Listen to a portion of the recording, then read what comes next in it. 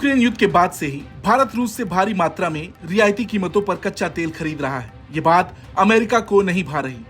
हालांकि वो और कुछ तो नहीं, लेकिन बीच बीच में अपनी दखल अंदाजी जरूर दे रहा है। हाल ही में अमेरिकी चेतावनी और यूएई के अपनी करेंसी दिरहम के इस्तेमाल की मनाही के बाद भारत के लिए इस व्यापार में दिक्कतें आ सकती हैं।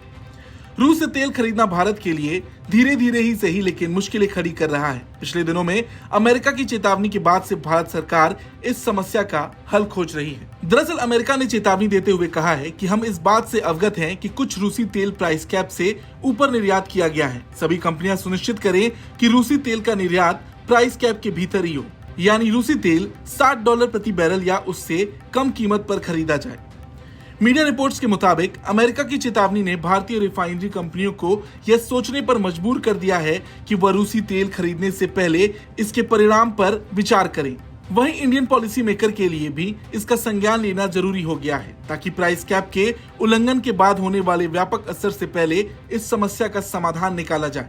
क्योंकि यूएई ने भी अपनी मुद्रा दिरहम को प्राइस कैप से ऊपर खरीदे जा रहे तेल के भुगतान में इस्तेमाल करने से भारत को मना कर दिया है।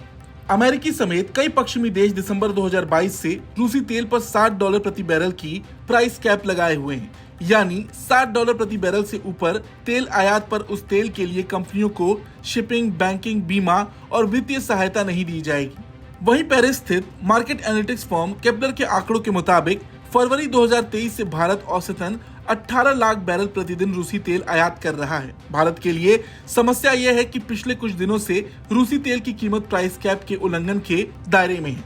यूरल ग्रेड का कच्चा तेल $60 प्रति बैरल से ऊपर कारोबार कर रहा है, जिसमें भारत निर्यात होने वाले रूसी तेल में कमी आई है, जो कि अगले 45 से 60 दिनों तक कॉन्ट्रैक्ट हो चुके हैं। इसलिए इसका व्यापक असर जून से देखने को मिल सकता है। अब अगर बात करें कि रूस से तेल खरीदने में भारत को क्या समस्याएं आ सकती हैं, तो बता दें भारत को रूस से तेल खरीदने में दो तरह की समस्याओं का सामना करना पड़ सकता है। पहला माइक्रो और दूसरा मैक्रो। पहला तेल ट्रांसपोर्टिंग के फिजिकल पार्ट से संबंधित है। दूसरा ऊर्जा सुरक्षा, रुपए से कारोबार में समस्याएं एवं पश्चिमी देशों के साथ रिलेशन मेंटेन रखना। लेकिन कुल मिलाकर रूस से व्यापार करने में सबसे ज्यादा समस्याएं भुगतान से संबंधित है। चूंकि रूस पर आर्थिक प्रतिबंध लागू है, इसलिए रूस को भुगतान करने के लिए भारत को अन्य मुद्राओं का इस्तेमाल करना पड़ता है।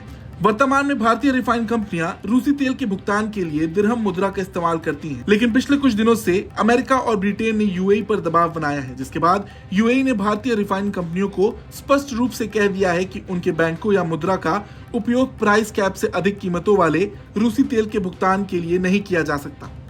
इसके अलावा अमेरिका ने यूएई में रूसी कंपनियों और बैंकों को लाइसेंस देने से भी मना करने के लिए कह दिया है।